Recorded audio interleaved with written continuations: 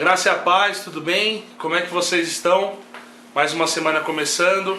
Se você ainda não se inscreveu no nosso canal no YouTube, nem ativou o sininho, faça isso. Também é importante o seu feedback. Nós queremos sempre melhorar e continuar abençoando a vida de cada um de vocês. Então, se vocês puderem fazer isso, será muito importante para nós. E nós já agradecemos desde já. Hoje, se você está assistindo no dia correto, hoje é segunda-feira, mais um começo de semana. Ainda estamos de quarentena. E no final dessa semana eu vou completar 4 meses de quarentena e 4 meses que eu não vou para o meu escritório em São Paulo. E eu conversava com alguns amigos e nós percebemos que muitas vezes nós temos a tendência de chamar a atenção ou de falar a respeito das coisas que estão acontecendo conosco. Nós muitas vezes nem perguntamos como estão a vida dos outros que estão no grupo, a gente não pergunta as dificuldades que eles estão passando, a gente só fala da gente. Eu achei engraçado que um amigo meu falou isso é verdade. E nós fazemos isso na nossa vida. Algumas pessoas hoje saiu um recorde da praia lotada. Uma socialite de São Paulo falou a respeito dos moradores de rua que desejam estar naquela situação. E a gente tem a tendência de falar das coisas a respeito da nossa ótica. A gente acha um monte de coisa, a gente pensa um monte de coisa, a gente fala um monte de coisa que muitas vezes não é verdade porque a gente pensa dessa maneira. A gente pega, às vezes, situações indiretas, palavras, a gente pega pra gente, a gente fala, nossa, isso foi pra mim.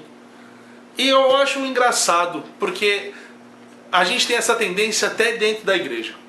Lendo a Bíblia, eu pensava na vida dos apóstolos, e eu lembrei de uma viagem que eu fiz em 2015, onde eu pude ir para a Itália, tive o privilégio de conhecer esse país.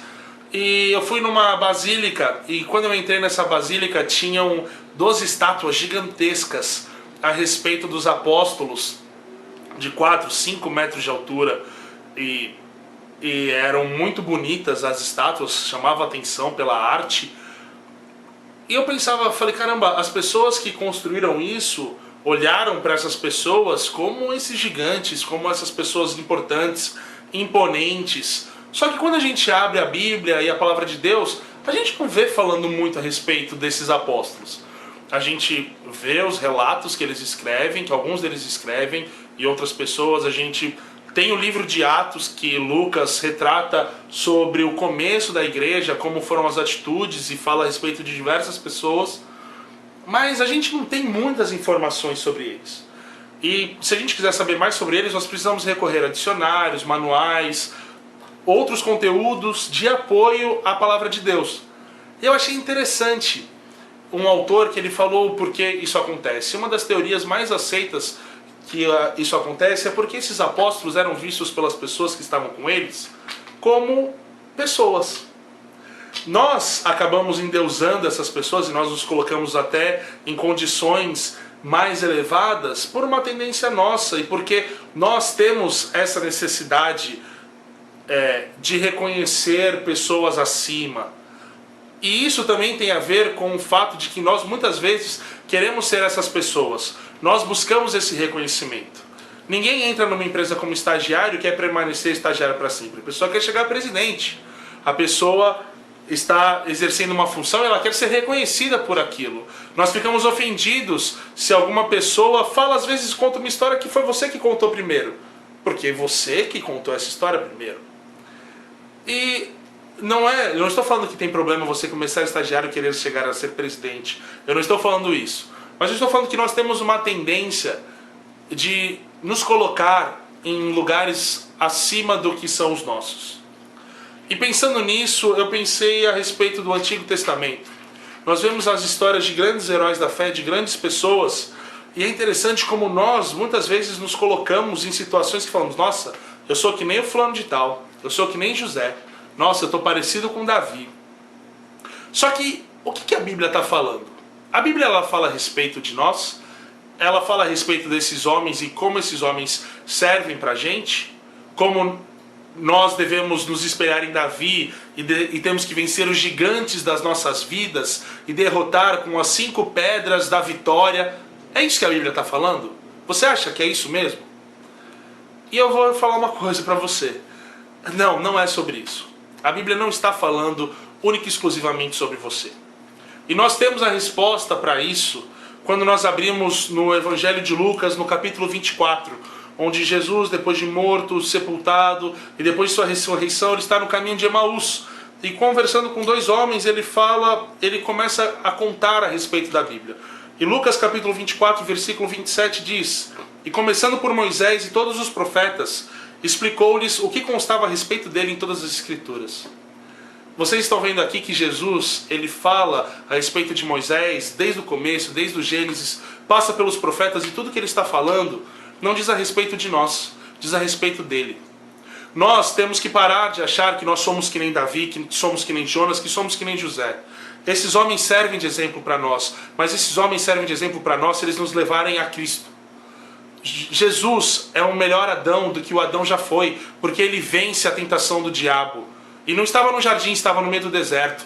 Jesus é um Abel melhor, porque o sangue dele não trouxe a condenação, mas trouxe a salvação. Jesus é um Abraão melhor, que ao ouvir a voz de Deus, sai em meio ao vazio e abandona tudo para cumprir aquilo que é chamado. Jesus é um José melhor, porque como José fez no Egito, Jesus pegou aqueles que o traíram, aqueles que o venderam, e ele morre por essas pessoas. Ele se entrega, e é através do seu sacrifício, através de quem ele é, que ele pode dar a salvação até aqueles que o traíram, até aqueles que o rejeitaram, como os irmãos de José haviam rejeitado.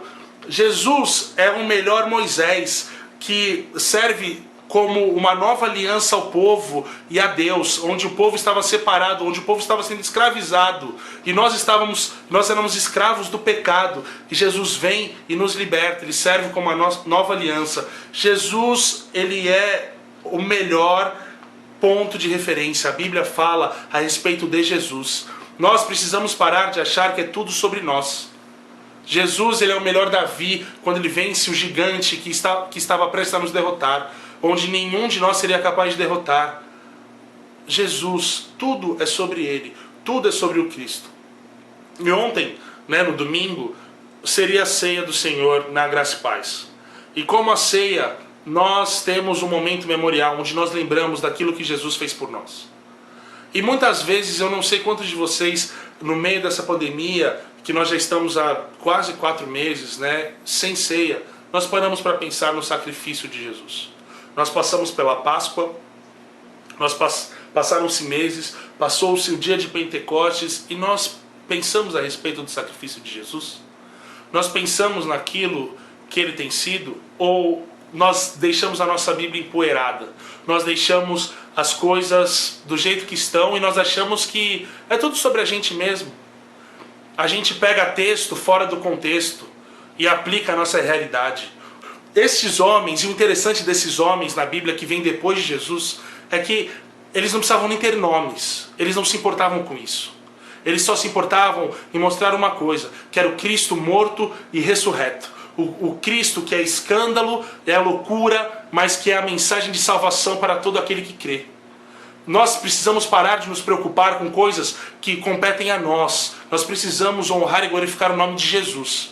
É para isso que nós estamos aqui. Se não for para isso, irmãos, é melhor a gente apagar a luz e fechar a porta, porque não está servindo de nada. Então, o que eu queria deixar para vocês de desafio é que quando vocês lerem as Escrituras, quando vocês pararem para refletir, que vocês pensem naquilo que Jesus fez por vocês. E se vocês acharem que Jesus não está fazendo nada na vida de vocês, lembrem-se já do sacrifício que ele fez na cruz, que é maior do que qualquer coisa que a gente possa imaginar. É melhor do que a melhor prato de comida que a gente pode receber, ou do que o maior salário que uma empresa pode nos dar. Ele nos libertou da morte. Ele nos deu a vida eterna. E nós temos que começar a viver essa vida eterna hoje, agora. E essa vida não é sobre a gente, é sobre Ele. Paulo fala em Romanos que é tudo por Ele, por meio dEle e para Ele. São todas as coisas. Todas as coisas. Isso significa que quando eu acordo, que quando eu vou dormir, que quando eu escovo os meus dentes, qualquer coisa que eu faça é para a honra e para a glória do nome dEle. Nós precisamos ter isso em consciência. Nós precisamos ter isso na nossa mente. Enquanto nós continuarmos vivendo de acordo com o nosso umbigo, O nome de Deus não está sendo glorificado, o nome de Deus não está sendo exaltado, e a nossa vida não está sendo vivida plenamente como deve ser.